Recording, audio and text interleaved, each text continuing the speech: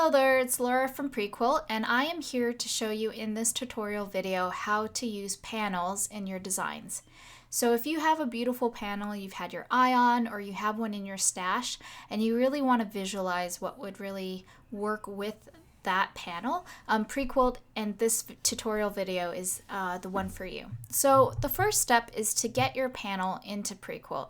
So you can either do this by taking a picture of it and loading it like a imported fabric swatch, which we have videos for that, or you can also download it using the URL. So that's what I'm going to show you here.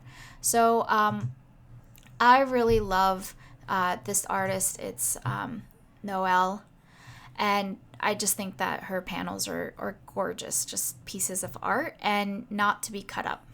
So what I'm going to do first is with the specs here, it's 32 inches by 40 inches, and I'm actually not going to use the URL from the website, but I'm going to use the URL when you right click. I'm going to use the URL for the image, so copy image address. So I'm going to just do that.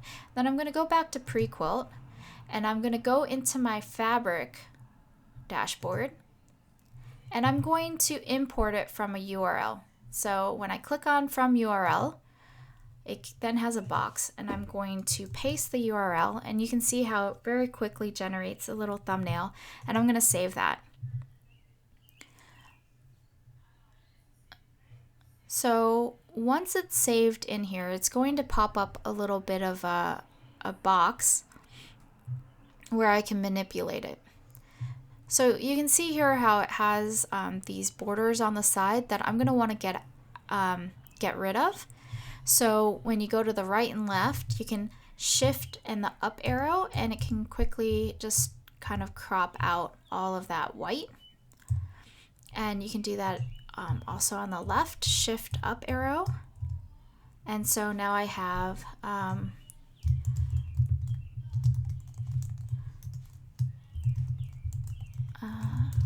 you can put in some information on it, so you can do that, and I shall see it pop up here. So there it is, right down here. So then what I'm going to do is now I'm going to build out my quilt around this panel. So as you can remember here, as you might be able to remember, it was 32 inches by 40. And so what I'm going to want to do is find the common denominator for a block size for that. So if I want to have blocks around the quilt or around the panel, what size would those blocks need to be in order to fit this panel in? So I'll show you how to do that here.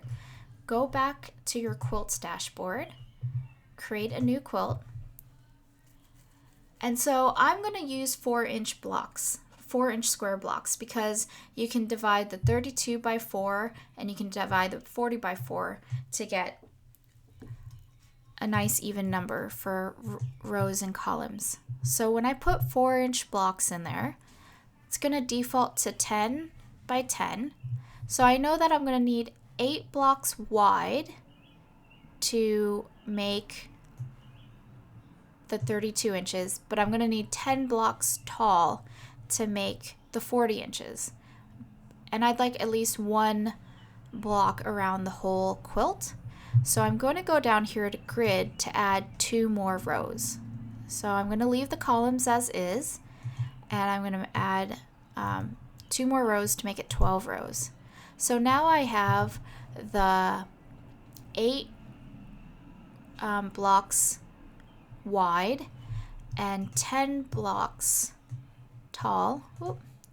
And I'm going to select all that by dragging. Another way you can do it is hit shift to all of them. I tend to just drag.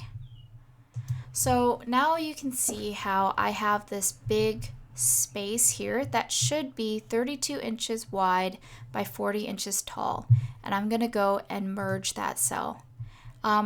If you want to just double check and make sure your math is right, you can click on it and then right click, and you can see create block.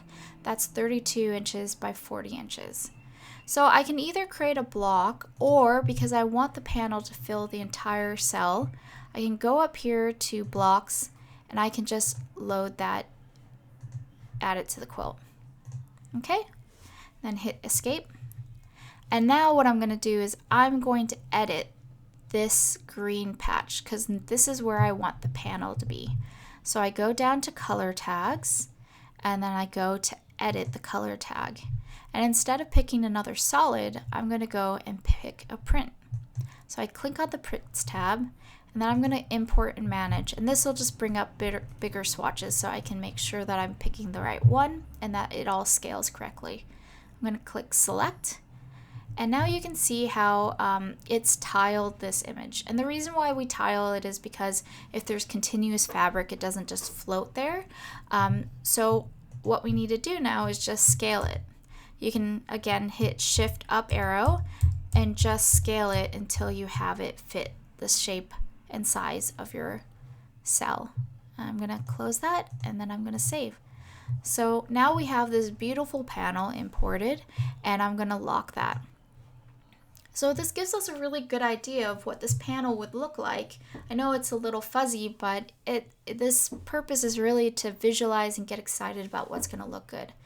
So in these spaces around it, I want to actually have a striped block. So what I'm going to do is I'm going to go up to blocks and I'm going to show more options because I don't need to actually build out a stripe block myself. I can load a block from the PreQuilt's block library. We are going to be trying to add more and more over the next coming months. But what I'm going to do is I'm going to import a rail fence, which is right here. So I just click on add and then I import it into the quilt. So what you can see here is now I have this rail fence. It comes defaulted with an HST. If you just want to get that out of the way, you can just delete it. And now I want to put that rail fence block along the sides here. So I can do this. I'm going to leave the cornerstones not rail fences so I can quickly add those all to. Now this, I don't really want them to be stripes. I want them to be pointing in. So what I'm going to do is I'm going to highlight them all and then push R for rotate. So now I like how the two darks are here and I want the two lights to be here. So again, highlight all these and then I can either hit R or I can hit this rotate button. So now the two lights are next to each other. Again, do the same thing here. And so now I have all of these stripes pointing towards the panel. In here I can load, a third one, or I can load a different color, but I'll do that once I know what these are. So I find that the black and the haze is a bit too bold, so I can randomize the colors to see if there's anything I really like, which I kind of really like this peach. Maybe I want to then edit it to make it a little bit lighter. And maybe this parchment, I would like something not too beigey, but maybe something that still stands out. So nice. Maybe ash. Okay, and then maybe what I want to do is have contrasting.